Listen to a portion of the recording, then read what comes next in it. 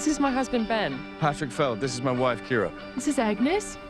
Has some trouble communicating. He can be a bit insecure. Nice Vespa. Yeah, isn't she? You should try. Can we? I won't call the fun police if you don't. Okay. Let's start from the beginning, because what was your experience with the Danish version of Speak No Evil?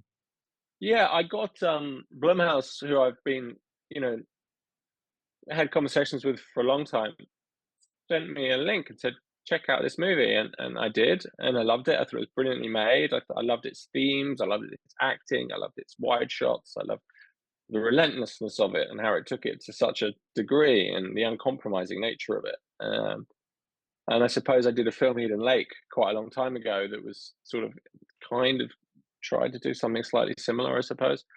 So I saw it, and then, I've been sent quite a few kind of remakes over the years, and I've generally kind of gone, no, that doesn't make any sense.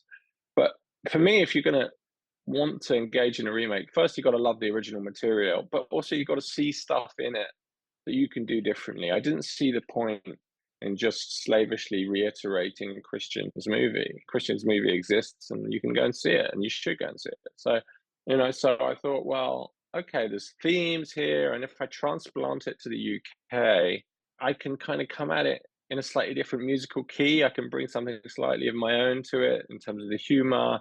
I can go deeper into some of the themes and characterizations, and hopefully, bring something slightly new to it.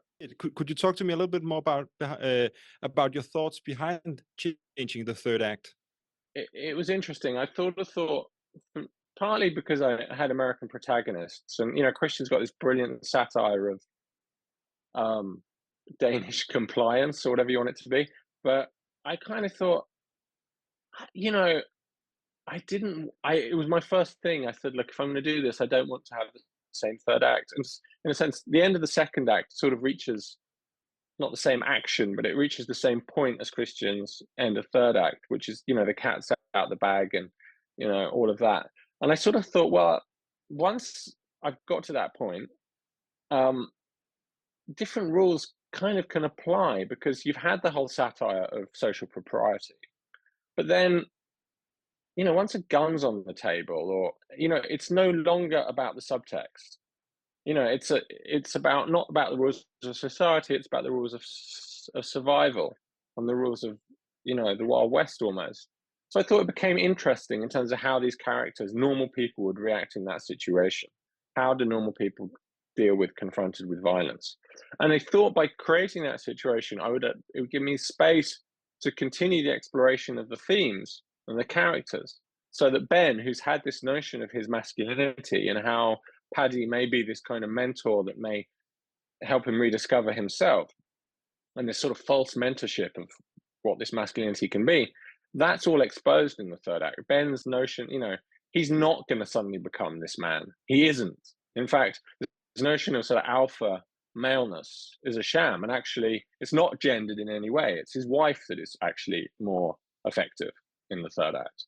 And then likewise, how he responds to Paddy at the end, how Ant responds to Paddy. I just thought it gave me an opportunity to continue the journey in a different way. But I also thought with American both my actors, it was my instinct, and then it was actors and then audiences in America were saying to me, it was clear that those characters, American characters in that situation, would have more agency. There's one thing being polite when it's all under the table, but when it's like, okay, your lives are at risk, they're going to at least try, run, hide, whatever. That's just to be true to my characters. I'm not speaking Christian's movie. Yeah. What kind of talks did you have with Christian about the remake? I mean, he came to the set, and we chatted before that. I mean, it was like, he was cool. I mean, he was just like,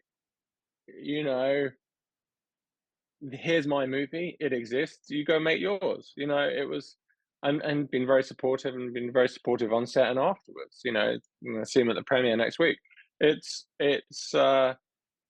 think he sort of wisely took the view that, the two films can coexist and have a conversation with each other. And that's kind of that's kind of my attitude as well. I remember talking with Christian about the characters in the Danish version. This part of trying to avoid conflicts at all costs was maybe something particular Danish, a Danish thing. Do you think there is a cultural difference there? And how did Mm. you adapt that in your version? I think there is a cultural difference. Like I said, when you reach a point where avoiding conflict, I think most people want to avoid conflict, but there's a point where, you know, conflict is unavoidable in a sense, you know, and you can't plight your way out of this situation. Then, and I think particularly in an American mindset, you cannot, you know, the frontier mindset or whatever it is of America, there is no way that they are just going to, I just don't think you could play a similar, um, in a similar space. I think there has to be some attempt, you know, in terms of American can-do-ness and agency. I think absolutely it's different. So the film includes several nods to Denmark and Danes. What was some of the Yeah. thoughts behind that? Could you talk a little bit about that?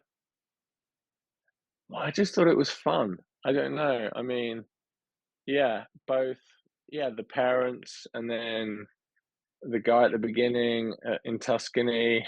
I, d- I don't, I don't know. It was sort of my. I don't know whether it was my homage to Christian or the you know provenance of the movie. I just thought, yeah, why not? Come on, they could be anything, but let's make them Danish. Do you have any experiences with Danish people?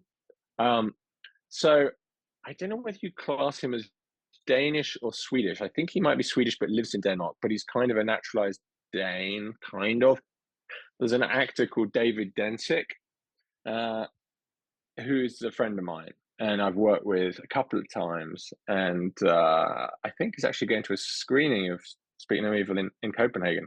So he is my kind of big connect with Denmark.